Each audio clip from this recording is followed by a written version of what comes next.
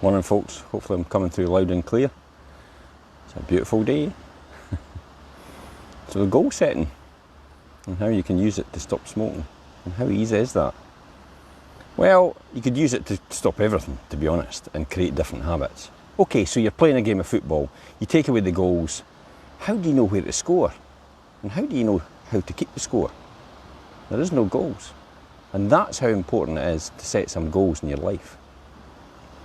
But instead, most of us don't realise, and we drift aimlessly from day to day managing life as it happens instead of living it. Morning Louise, morning Karen. Don't feel you're alone, because that was me as well. Morning Andrea. So your goals can be really teeny tiny goals to big massive goals. Morning Anne-Marie. And the best advice, if you're just starting out, is to set small, easy goals to get yourself into the habit first. I call it baby steps. That's all it's really coming down to. Let's look at the science of forming habits. And then, before we go any further, this way you'll understand how it can be easier than you think if you know how to do it. Remember though, more importantly is why you're doing it. So take smoking for example. This is the classic that everybody tries. Over the years you're conditioned, and you've conditioned your mind to smoke a cigarette as soon as you get up, after breakfast, with your coffee, on the way to work, whether you get stressed. The list is endless of how you've associated smoking with various habits you have during your day. Think about that. You've actually associated smoking with other habits. I remember associating it with drinking a pint, talking with friends. You ever heard this one about, I'm away to have a cigarette, you coming with me? Does that sound familiar? A social thing. Wow. The key is not to break those habits, but to change them for better ones. But how on earth do you do that? First of all, you've guessed it, you need to find out your why. This has to be a burning desire to succeed within you. Something so big that failure isn't really an option. Write it down, what that is. See yourself living it. The life that you lead, the success you already have, and continue to remember to focus on this all the time. Put up posters if you can. Stick something on your fridge, your mirror, anywhere where you can continuously see it from day to day.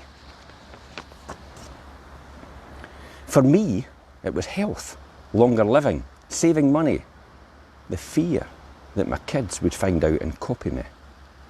After all, I copied my mother and father at 7 years old because I saw them doing it, so I tried smoking. They started smoking, then I started smoking at 9 years old at primary school because of peer pressure. I got in with the wrong crowd, and I never stopped until I was 20. Think about that, a 9-year-old kid smoking. Wow. Why do you have to do this? Well, when it becomes really tough, you need something to focus on that's bigger than the habit you're replacing. After all, the habit is just an obstacle, remember that, or a wall in your mind. And if you build the dream big enough, we talked about this in a previous episode, you'll always focus on this and overcome the obstacle. Because what I am about to tell you on how to do it, seems so easy, but for some people it won't be. So the top tip, though, is to make sure that the why isn't for another person. Because as soon as you fall out with them, the first thing you say is, I'll show you, and you go back to your old habits. That's why it needs to be all about you and what you want. By the way, this process I'm about to share with you can be applied to any habit you want to give up. Or for that matter, you want to take up. Running, cycling, whether it's further learning, reading, just get into habits. It can be used the same way. Okay, so back to setting small, easy goals.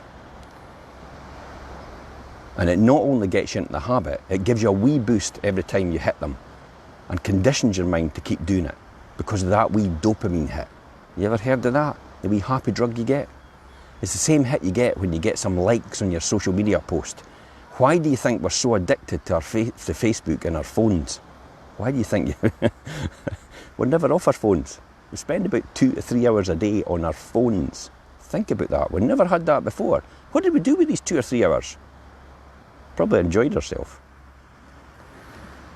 An easy goal needs to really be something so simple it virtually takes no effort to start with.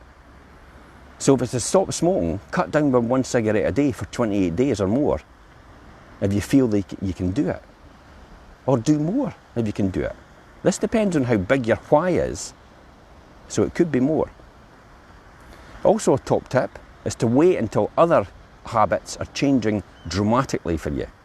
For me, I stopped the day I left college because I knew my pattern of behaviour throughout the day would change.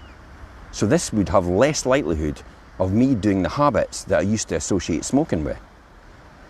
It could be when you're about to go on holiday. It could be when you're about to move home. So why is it 28 days? Well, scientifically it's been proven that there's neural pathways in our brain, like electrical wires. Think about that. The telephone system it used to see. You remember they take one wire out and put another wire in somewhere else to get a different connection? That's kind of like your brain. Absolutely, Julie. Your phone's never out of your hand. And then something happens, it lights up and sets off a habit. Literally, it's like lighting circuits in your house. I've had lunch, so I've got to have a cigarette. You ever done that? In order to break the neural path, it takes 28 continuous days to break it down and form another neural path to take its place, effectively replacing the old habit with a new one.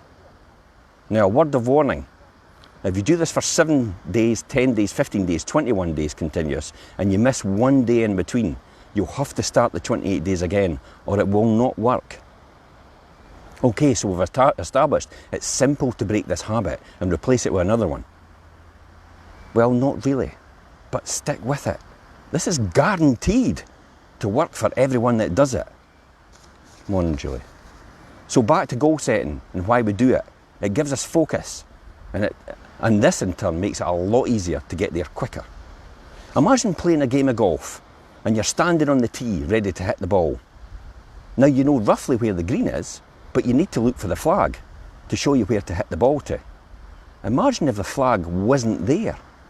You'd probably get close to the green, but because you know roughly where it is, but not as close as you'd get if you saw the flag and you were focused on it.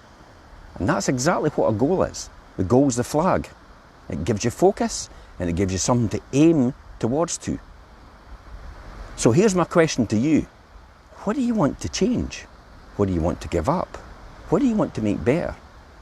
Achieve today? And what small steps can you take towards achieving it? Sometimes just telling someone else can give you that internal spur to do something towards achieving your goal. Above all else, we're rooting for you.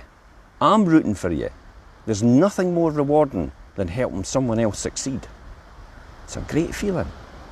So take time to share the love. Share this post with everyone else.